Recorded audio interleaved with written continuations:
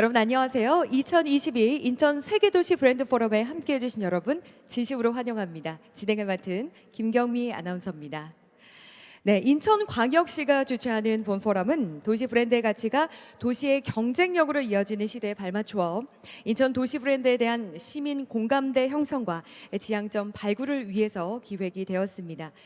올해 포럼은 재물포 르네상스 인천의 길이 되다라는 주제로 인천의 지속가능한 도시 변화와 미래 발전을 모색해 보겠습니다. 특히 국내 도시 브랜드 전문가뿐만이 아니라 우리 인천의 시민들이 함께 참석하는 만큼 다채로운 이야기를 나눌 수 있을 거로 기대를 합니다. 그럼 바로 켄트라스님의 기조연설 화면으로 만나보시죠. Mr. Kent Lasso. Hello, thank you. Yes. It's a great, 네, it's a great 안녕하십니까. pleasure to be with all of you today. 이렇게 인천 세계도시 브랜드 포럼에 함께 할 수 있게 되어서 무척 기쁘게 생각합니다. I'm thrilled to be able to share some ideas about 오늘 이 자리에서 미래의 도시에 대해서 말씀을 드릴 수 있게 되어서 기쁘게 생각합니다. 먼저 제가 2.5라는 숫자로부터 말씀을 시작하고 싶습니다. interesting, important numbers in our lives, but I think 네, 물론 저희 삶에는 많은 숫자들이 있지만 제 생각에는 미래를 생각했을 때 지구에 있어서 가장 중요한 숫자 중에 하나가 아닐까 생각합니다. 이 숫자는 무엇을 의미하냐면 2050년까지 1인당 연간 평균 탄소 배출량인데요. 이러한 수준을 유지를 할 경우에 지구온난화 2도 상승을 억제할 수 있는 가능성은 80%이라고 말씀을 드릴 수가 있습니다. clear that cities 분명한 것은 물론 도시야말로 저의 미래라고 생각할 수 있습니다. 현재로서 the carbon emissions 탄소 배출량을 나라별로 보시면 저희가 지금 수준보다는 훨씬 더 잘해야 되겠죠. 미국 같은 경우에는 가장 많은 오염원을 배출하는 국가이기도 하고요. 한국도 그렇게 뒤처져 있지는 않습니다. 많은 오염원을 배출하고 있습니다. 그래서 기회가 있다고 생각합니다. 저희의 도시들을 전환을 시키고 그래서 이러한 문제들을 해결하는 데 있어서 도시가 큰 역할을 할 수가 있다고 생각합니다. 탄소 배출량을 2.5톤으로 연간 또 1인당 2.5톤으로 저희가 저감할 수 있다고 생각합니다. 동시에 사람들의 삶의 질을 향상시키고 경제적인 생산성, 경제성도 저희가 개선을 시킬 수가 있습니다. 그래서 IPCC라고 정부 간 기후 변화 협의회가 있습니다.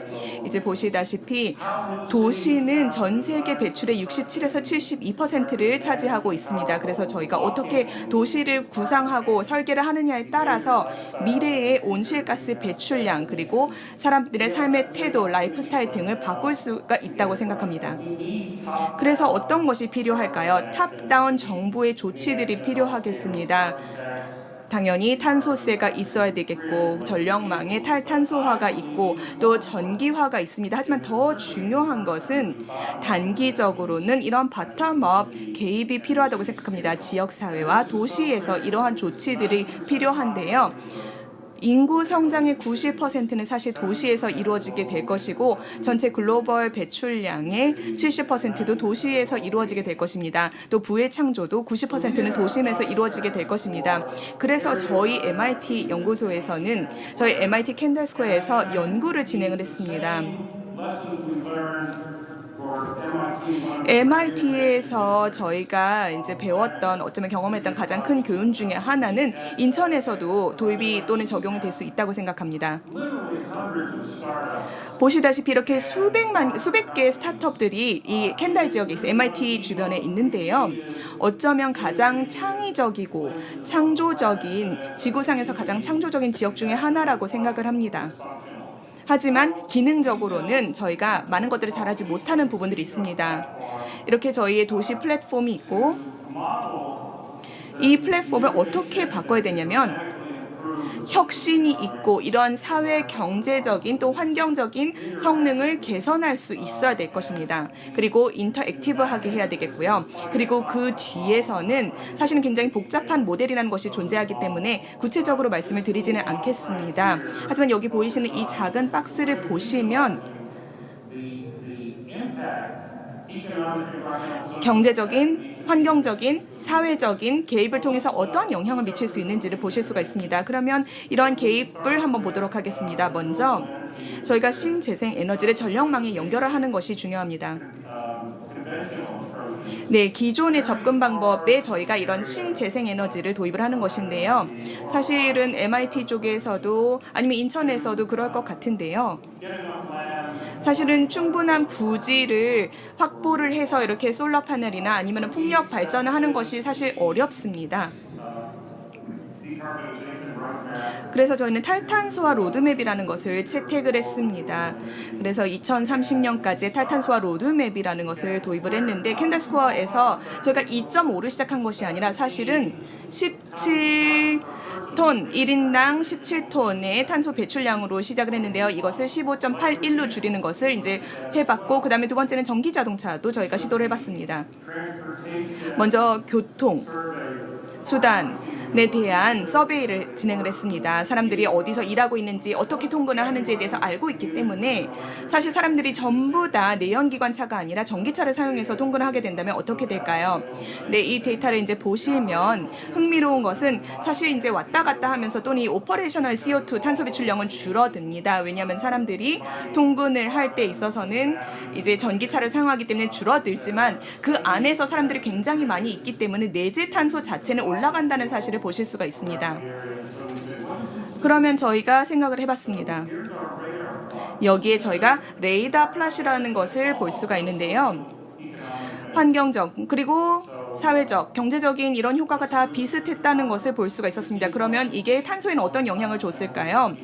이게 이제 15.5로 줄어들었습니다. 저희가 이제 물론 갑자기 지구를 뭐 구할 수 있었던 수치는 아니지만 그러면 저희가 또 추가적으로 무엇을 할 수가 있었을까요? 하이브리드 워크라는 것을 할 수가 있습니다. 업무, 일의 형태가 달라졌습니다. 사실 인천에서도 이게 굉장히 흥미로운 부분은 인천은 굉장히 광활하고 멋진 공항이 있고 허브의 역할을 하고 있습니다.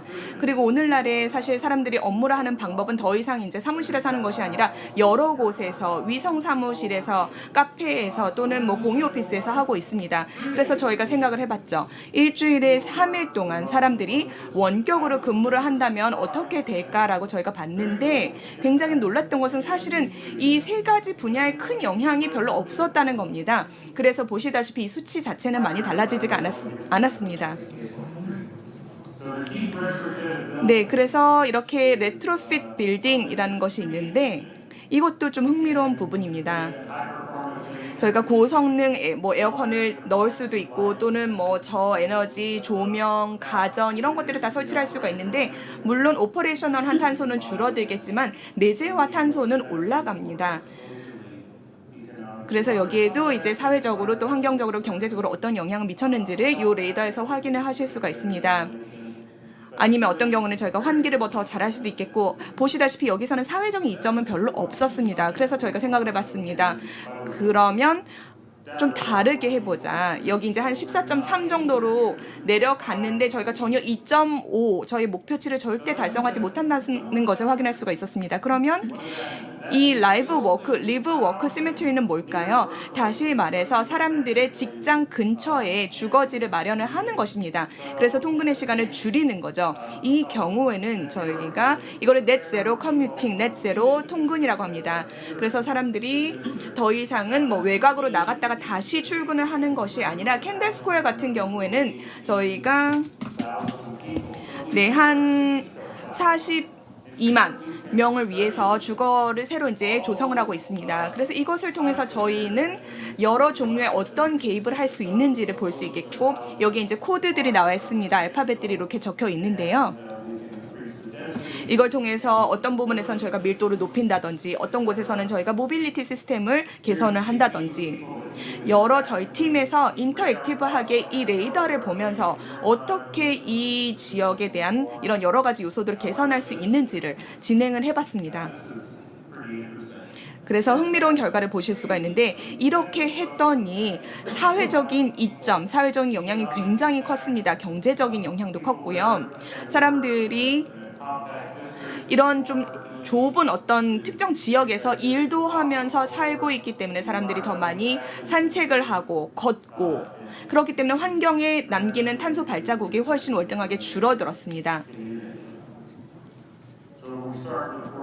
그래서 이렇게 저희가 14.3에서 이렇게 10.7 정도로 내려갔습니다. 굉장히 많이 환경적인 요소가 개선이 된 거죠. 보시다시피 10.7 정도가 되었습니다. 전기 자동차를 사용하는 것보다 훨씬 더 좋은 효과였습니다. 그럼에도 불구하고 사람들은 주변의 근린 시설들을 활용을 할 수가 있어야 됩니다. 쇼핑도 해야 되겠고 학교를 다녀야 되고 또 레크레이션 센터 같은 것도 다녀야 합니다. 여기 X라고 나와 있는 것은 캔들 스퀘어에서는 없는 시설들입니다. 저희는 이제 대학 지구이기 때문이죠. 그래서 이러한 시설들이 다 있으면 더 좋은 것입니다. 이러한 플랫폼을 저희가 구축을 할 수가 있는데 여기서 뭐 초록색은 좋고 빨간색은 안 좋고 그 다음에 보시다시피 걸어서 뭐 공원에 갈 수도 있겠고 그래서 저희가 이제 뭐 레이어를 또 층을 만들 수가 있고요. 그러면 이렇게 했을 때는 또 어떤 결과가 있었을까요? 네, 다시 보시다시피 사회적인 부분에서는 굉장히 많은 이점이 있었습니다. 사람들이 걸어서 원하는 곳으로 다 갈 수가 있었습니다. 경제적인 효과도 창출이 될 수가 있었던 거고요. 환경적으로도 긍정적인 효과가 있었습니다. 더 이상은 운전을 해서 그런 시설에 갈 필요가 없이 걸어서 갔기 때문에 이렇게 저희가 10.7에서 8.54로 수치를 내릴 수가 있었습니다. 제가 말씀드렸죠. 저희 목표는 2.5였습니다. 아직까지 근접하지는 않았지만 많이 좋아졌다는 것을 보실 수가 있습니다. 네, IPCC에서 정한 목표에 이제 가고 있는 거죠. 그럼 또 어떤 것을 할 수가 있을까요? 저희가 효율적인 주거 환경을 만들어야 됩니다. 굉장히 흥미로운 부분이라고 생각을 합니다. 저희는 이런 컴팩트한 아파트에 대한 연구를 했습니다. 그래서 이런 아파트의 아키텍처를 변경을 함으로써 뭐 벽이 올라간다든지 뭐 움직인다든지 아니면 천장이 내려온다든지 높아진다든지 좁고 협소한 공간을 최대한 활용할 수 있는 연구를 해봤습니다. 이것을 통해서 한 지역의 밀집도 같은 부분을 그런 문제를 해결할 수가 있고요. 공간을 훨씬 더 효율적으로 활용하기 때문이죠. 스타트업 컴퍼니하고 저희가 이제 협업을 했습니다. 그래서 구글이나 아이키아에서 또 투자를 하기도 했고요. 지금 한 100여 개 정도의 미국에서의 빌딩에 대한 프로젝트를 진행을 했습니다. 이 동영상을 보시다시피 저희가 연구를 했던 아파트 중에 하나입니다. 맨하탄에 위치를 한 아파트인데요. 보시다시피 이게 오피스 온 디맨드라고 할 수가 있습니다. 침대가 다시 내려올 수도 있고 다시 올려서 치울 수도 있고 이런 식으로 공간을 훨씬 더 효율적으로 활용을 했다는 것을 보실 수가 있습니다. 굉장히 좋아했던 컨셉이고요. 이런 다이내믹은 굉장히 이제 좋았던 것 같습니다. 이렇게 저희가 이제 도심의 그 플랫폼을 가지고 여러 가지 이제 방안을 적용을 해볼 수가 있다고 생각합니다. 그리고 그것을 통해서 사회적인 또 경제적인 환경적인 효과를 들여다봤습니다. 그래서 어떤 결과가 있었을까요? 보시다시피 극적인 변화들이 있었습니다. 사람들의 다양성이 그 커뮤니티에 있는 사람들의 다양성이 더 늘어났고 그리고 주거 비용 자체가 훨씬 더 합리적이 되었기 때문에 더 많은 젊은 층들이 또 가족들이 주거를 할 수 있는 환경이 마련이 되었습니다. 그래서 근처에 직장도 있으면서 또 그 주변에서 주거도 할 수 있는 이점이 있었다는 거죠. 그리고 환경적인 효과도 굉장히 좋았습니다. 보시다시피 8.5에서 이제 8.2 정도로 내려갔다는 것을 확인하실 수가 있습니다. 네, 다른 곳처럼 뭐 아주 초록색은 아니었지만 그래도 굉장히 긍정적인 결과가 있었습니다. 그리고 경량 커뮤니티 모빌리티라는 것을 말씀을 드리겠습니다. 이제 더 이상 기존의 내연기관으로 구동이 되는 자동차를 쓸 필요가 없는 거죠. 그래서 저희가 이제 더 이상 뭐 4,000파운드나 되는 그런 자동차를 사용할 필요가 없이 미래에는 이러한 뭐 자동차는 아니지만 이러한 이제 기기를 탈 수가 있는 것입니다. 바퀴가 이제 3개가 있을 수가 있고요. 그리고 자율주행이 될 수가 있고 또는 원하시면은 직접 이제 운전을 해서 집으로 가실 수도 있고 이런 경량식의 모빌리티 수단들이 늘어나게 될 것입니다. 그래서 원래는 2바퀴였지만 이렇게 3바퀴로 만들어지게 되고 바퀴가 나뉘어지면서 세 바퀴가 되고 자율 주행을 통해서 다시 이제 필요한 장소로 이동을 하게 됩니다. What does this do to us? Now, 그러면 이것이 갖는 의미는 무엇일까요? 모든 여러 커뮤니티 내의 여러 다양한 교통수단이 이렇게 바뀌게 되면 경제적, 사회적으로도 굉장히 큰 혜택을 가져다 줄 수 있습니다. 그래서 탄소 배출 측면에서 보면 8.2에서 거의 7로까지 줄일 수 있습니다. 저탄소 고밀집도 커뮤니티 파워에 대해서 살펴보겠는데요. 사실 그 밀집도가 높은 도시 같은 경우는 일단 이 볼텍스 에너지라던가 이런 핵 전자 그 배터리를 이용하여 전원을 일단 공급받는 형식으로 될 것 같은데요. 그래서 신기술을 통해서 예를 들어서 이런 핵 배터리를 현재 검토해 보고 있습니다. 그래서 이렇게 트럭을 통해서 이런 핵 배터리를 실은 여러 전력을 통해 이 지역 공동체에 전력 공급을 하면 어떻게 될까 고민을 해봤더니 일단 이것이 핵 퓨전이라고 볼 수 있는데요. 그래서 일단 이런 여러 다양한 전력을 어떤 식으로 퓨전 레디 시티를 만들 수 있는지 한번 살펴보았습니다. 그래서 그 뉴클리어 배터리라던가 아니면 뭐 퓨전을 통해서라던가 이것이 어떻게 보면 미래의 우리의 그 에너지 사용 형태라고 생각을 하는데요. 만약 이렇게 될 경우에 에너지가 미치는 영향은 사실 사회적인 뭐 경제적인 그런 혜택은 별로 없지만 탄소 배출에 미치는 영향은 굉장히 컸습니다. 그래서 8.17에서 그 결과 7.33까지 줄어드는 효과를 보였습니다. 물론 2.5까지는 아니지만 그리고 저탄소 식습관과 그 새로운 형태의 식품 섭취를 살펴보겠는데요. 이렇게 연구실에서 이런 새로운 형태로 수경재배라던가 다양한 형태로 식품을 섭취를 할 경우에 어떻게 되는지를 살펴보았습니다. 또 이런 모든 여러 가지 축산업이라던가 농업을 도시에서 저희가 기르고 실제로 섭취를 하고 여러 실험실을 통해서 이것을 관리를 했을 때 어떤 일이 일어났는지를 살펴보았습니다. 그랬더니 이로 인해서 나타나는 여러 가지 그 탄소 배출은 엄청나게 줄어들었습니다. 그래서 이제 그 경제, 사회, 환경에 미치는 이 모든 여러 가지 그 영향이 이렇게 완벽한 원의 형태로까지 되었습니다. 그래서 이제 이렇게 되었을 때 7.3에서 5.9까지 떨어지게 되었습니다. 이러한 것들이 로컬 시스템 내에서의 탄소를 줄여나가는 과정이었는데요. 이것만으로도 충분치 않습니다. 일단 하이퍼 로컬 솔루션이 필요한데 우리가 2.5를 만들기 위해서는 뭐가 더 필요할까요? 일단 항공 여행을 통한 탈탄소화 활동이 필요할 것입니다. 그렇게 될 경우에 이 CO2 배출이 4.9로 줄어들게 됩니다.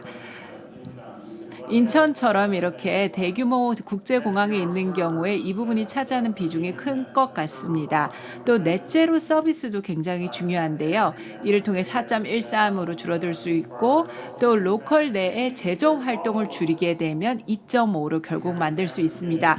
따라서 이 모든 여러 가지 활동을 종합적으로 다 함께 할 수 있을 때 2.5라는 목표치를 달성할 수 있다는 것입니다. 그런데 그 과정에서 하이퍼 로컬 솔루션이라는 것은 로컬 차원에서 글로벌 워밍 문제를 해결할 수 있을 뿐만 아니라 경제, 사회적 가치도 굉장히 많이 창출한다는 점을 말씀드리고 싶습니다. 또 제가 일단 그 공감대에 대해 말씀드리고 싶은데요. 저희가 함부르크 독일에서 진행했던 프로젝트를 말씀드리겠습니다. 그래서 함부르크가 어떻게 하면 하펜시티라는 것을 확장할 수 있는지 이런 프로젝트에 참여한 적이 있습니다. 시간이 있다면 좀 더 자세히 말씀드릴 수 있겠지만 지금 그냥 간략하게 말씀드리겠습니다. 이 프로젝트에서 그라스부르크와 하펜시티라는 이 두 가지 형태로 이제 진행이 되는데 그라스부르크는 올림픽이 이루어지는 있는 곳이었고, 그리고 여기에 그 시장님과 그 수상, 독일의 그 수상 모두가 다, 총리 모두가 다 어떻게 하면 많은 노력을 기울여서 이 함부르크라는 도시가 현재 직면하고 있는 시리아로부터 오는 7만 5천 명에 달하는 난민을 어떻게 대처해 나갈지 고민하고 있었습니다. 그래서 이를 통해서 이 두 개 도시에 대한 어떤 플랫폼을 구축하여 한 40개에 이르는 워크숍을 진행하였고, 그리고 각 커뮤니티별로 30명 정도의 사람이 참여를 하였습니다. 그래서 여기에서 뭐 시민들을 위한 어떤 그 트레이닝이라던가 난민들을 위한 어떤 공동체 형성, 이런 거에 대한 공감대를 형성하는 게 굉장히 어려웠습니다. 그래서 레고 브릭을 통해서 이 지도 3차원 지도 맵을 통해 어떤 식으로 학교나 쇼핑이나 뭐 다양한 커뮤니티 시설에 어떻게 접근을 하고 어떤 식으로 난민을 수용하고 이 시설을 어떤 식으로 확장하는지에 대한 이야기를 많이 나누었습니다.